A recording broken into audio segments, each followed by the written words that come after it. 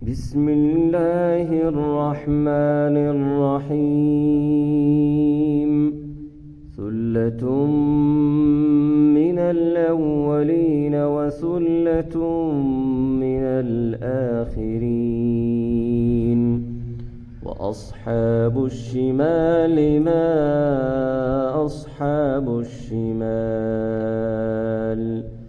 في سموم وحميم وظل من يحموم لا بارد ولا كريم. إنهم كانوا قبل ذلك مترفين وكانوا يصرون على الحنث العظيم وكانوا يقولون أإذا متنا وكنا